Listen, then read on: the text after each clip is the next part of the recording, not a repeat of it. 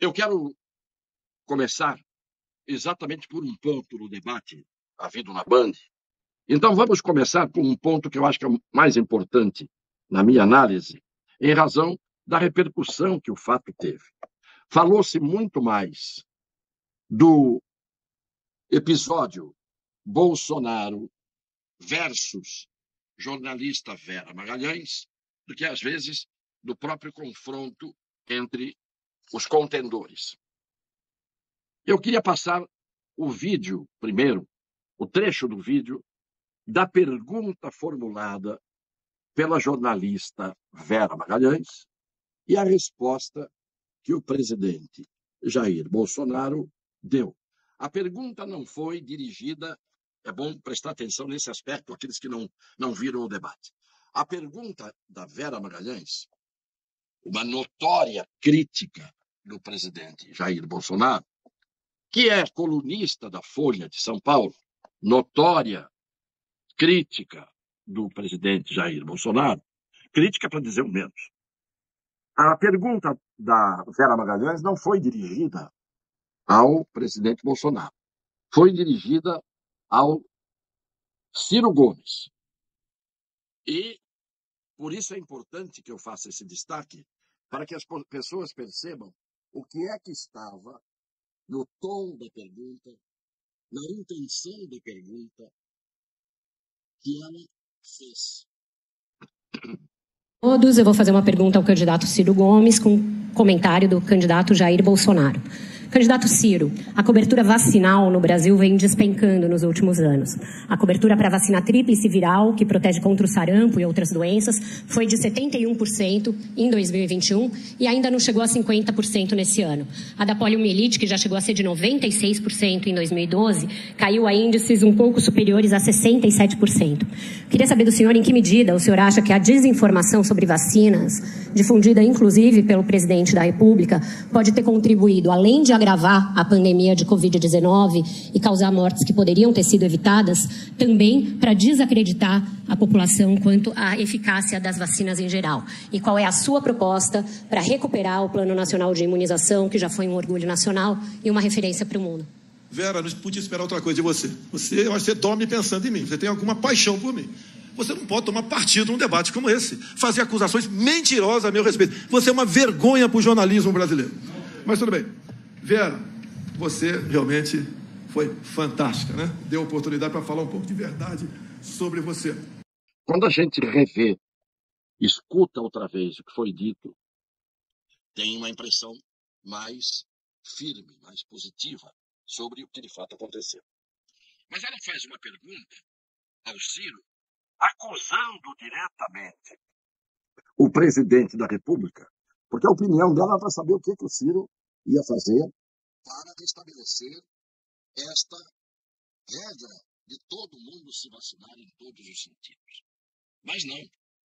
Ela faz um ataque direto, e não é, como ele disse, eu já não esperava outra coisa de você, porque ela é uma artilheira contra o presidente Bolsonaro, como o jornal em que ela escreve, há 4 anos. E aí, ela começa a perguntar ao Ciro em que medida o presidente é responsável por essa queda em todos os tipos de vacinação e dá a entender, inclusive, que ele combateu a ideia da vacinação, quando, na verdade, o Brasil está vacinando até hoje pessoas que já tomaram a 5ª dose e não querem mais tomar. Evidentemente, o dinheiro saiu dos cofres do governo, bilhões foram gastos para a compra de vacinas, mas ela coloca ali como se o presidente tivesse sido responsável. Primeiro, pela queda em números que ela apresenta, que não correspondem à realidade, em todos os tipos de vacinação. Segundo, ela fala que o presidente colocou a vacina em descrédito.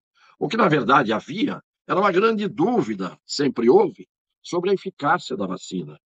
Então, ela coloca, a colocação que ela faz é uma colocação imputando ao presidente da República tudo aquilo que ela diz nas palavras dela como uma pergunta dirigida ao Ciro, quando, na verdade, ela estava fazendo uma afirmação crítica dirigida ao presidente da República.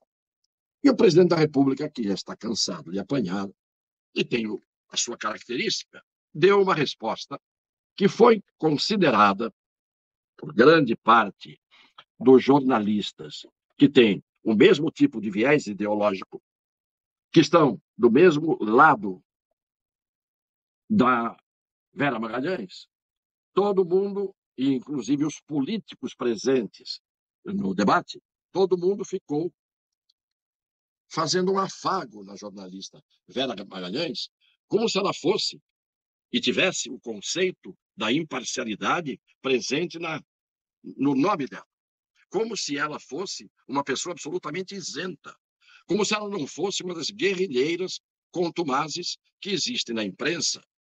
Nós sabemos qual é a posição dela. Basta lê-la ao longo dos tempos, basta saber como ela pensa, basta ver como ela trata fulanos, cicranos e beltranos, dependendo do time em que joga o entrevistado ou o alvo do comentário dela.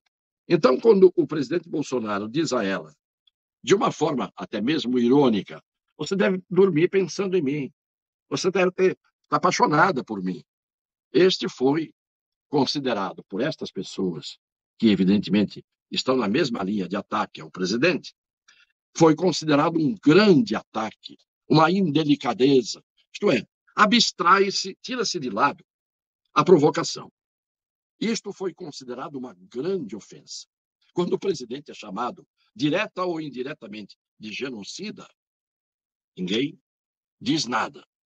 Então, esta vitimização da Vera Magalhães como jornalista, o presidente fez a crítica dele, ele tem o direito de fazer. Ele foi provocado, a pergunta não era para ele, a pergunta não era uma pergunta, era um ataque. Ele simplesmente respondeu à altura e disse: você é uma vergonha do jornalismo brasileiro. E eu mesmo aqui tenho dito que o jornalismo está em extinção, porque os jornalistas são militantes, são ativistas, têm viés ideológico. E todo mundo que a defendeu, ninguém a defendeu ali porque ela tinha razão. Defenderam uma jornalista da Folha de São Paulo fazendo média com ela. E é o que eu digo, paciência tem limites. Eu, no lugar dele, teria feito a mesma coisa. Não ofenderia, mas daria uma resposta à altura. Tanto que ele termina dizendo: você foi fantástica, Vera, pois me deu a oportunidade de dizer o que eu precisava dizer. Transformaram tudo isso num ataque às mulheres. Mentira. Muito bem. Dito isso, eu vou para o segundo vídeo. Palocci, tudo no seu governo foi aparelhado. Tudo, exceto o Banco Central. Então, se todo mundo fazia mal feito, roubava, desviava, só o ex-presidente não sabia. E o Palocci conclui, na sua delação premiada, que foi-lhe reservada uma conta no exterior de 300 milhões de reais, que o senhor recebia pacotes dele mesmo, de 50 mil reais, a título de propina. O seu governo foi marcado pela cleptocracia, ou seja, um governo feito à base de roubo. E essa roubalheira era para conseguir apoio dentro do parlamento. Não era apenas para o ex-presidente Lula, era para ele também conseguir apoio dentro do parlamento. Sim, o seu governo foi o governo mais corrupto da história do Brasil. O presidente Bolsonaro, de forma direta, contundente, fez todas essas afirmações e eu queria chamar a atenção para um fato. Durante o debate inteiro, em todas as oportunidades que o ex-presidente Luiz Inácio da Silva teve para falar, em nenhum momento ele se ateve a responder a esse tipo de comentário feito pelo presidente Bolsonaro. Quando ele coloca o caso da corrupção do governo, diz que foi o governo mais corrupto da história do Brasil, e toda esta acusação feita tirou do equilíbrio o ex-presidente. Porque a forma contundente, direta, com que o presidente Bolsonaro falou, e tinha a obrigação de fazer isso, porque se não fizesse, teria despencado no conceito de todos aqueles que conhecem a sua franqueza, ele foi. Na primeira pergunta direta, ele já foi, dizendo o que qualquer um que quisesse debater com o ex-presidente Lula teria que fazer, muito mais ele. Quando, no segundo momento, o presidente Lula, ex-presidente, repito, é o hábito que a gente tem, fala, ele faz uns ataques às privatizações, chamando de venda. Ele fala tudo isso e, quando termina, fica assim meio como no ar. Percebam isso. Portanto, no momento que ele teve a oportunidade de rebater aquilo, que era a delação do Palocci, as acusações feitas, ele não disse uma palavra. Mas vejam o que ele fala. E o branco que dá nele no final da fala. Ele adora citar números absurdos que nem ele acredita e saber o seguinte: já vendeu a Eletrobras, já vendeu a BR, está fatiando a Petrobras, privatizou a BR.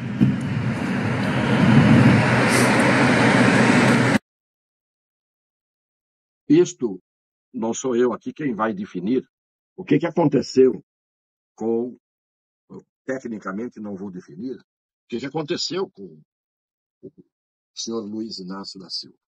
O fato é que ele diz duas vezes a mesma coisa. Já vendeu a Petrobras, já fatiou a Petrobras, já vendeu a Eletrobras, a BR, privatizou a BR. Falou duas vezes a mesma coisa e parou. Parou e ficou como se estivesse assim fora do ar.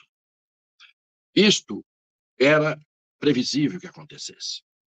Porque, ao ir a esse debate de ontem, o senhor Luiz Inácio da Silva sabia que corria um grande risco de ser pego, não só por Bolsonaro, mas todos deram nele. Até pessoas que ele pensou que iam aliviar para ele, deram nele, no aspecto da corrupção. E o presidente Luiz Inácio da Silva acusou o golpe. Teve um desempenho fraquíssimo, porque pensou que contaria com todos os outros caindo em cima do presidente Bolsonaro. E quando ele pensou que era isso que ia acontecer, perguntava coisas para eles irem para cima do Bolsonaro, eles iam também para cima dele. E teve um desempenho que a militância hoje disse que foi muito aquém do esperado, e a Gleisi Hoffmann já disse hoje que daqui para frente ele vai para debate, dependendo do debate, do formato do debate, e conhecendo as regras. Todo mundo sabe quais são as regras. Ontem todo mundo foi para lá sabendo quais eram as regras, inclusive a maior vidraça, que é o presidente Bolsonaro, que disseram que ele não ia, foi e respondeu a todas as perguntas sem nenhum tipo de vacilação. Então, isto me parece muito claro para quem viu o debate com isenção, ou pelo menos sem fanatismo. Finalmente, o presidente Bolsonaro terminou nas suas alegações finais, dizendo mais uma vez e indo mais uma vez diretamente para cima do seu adversário. Conseguir que o nosso Brasil, se esse ex-presidiário voltar para a cena do crime juntamente com o Geraldo Alckmin, um homem religioso, católico, mas que resolveu tentar a Internacional Socialista, é a união de tudo que não presta no Brasil. Nós não merecemos isso para nossa vida. Esta frase de extrema contundência é característica, não é, do presidente. É a união do tudo que não presta no Brasil. Então, quando se diz que o debate foi vencido pela Simone Tebet, que foi a melhor, na opinião de alguns, ou as duas mulheres tiveram um bom desempenho, em primeiro lugar, ou talvez em primeiro, segundo e terceiro lugar, as vidraças não eram ela, Simone, nem ela, Soraya. Em segundo lugar, o que causa estranheza é que a Soraya foi eleita na onda da eleição do presidente Bolsonaro em 2018. Era bolsonarista de quatro costados. A dona Simone Tebet fez o papel do politicamente correto, da demagogia, como fez na comissão, um papelão naquela comissão em que ela se submeteu a tudo o que aconteceu para subir degraus para chegar onde chegou agora, a candidata a presidente da República. são os caminhos tortuosos, sinuosos, que muitas pessoas adotam. Essas pessoas, que por enquanto ainda não são vidraças, mostraram o aspecto da demagogia, de dizer o que as pessoas gostam de ouvir.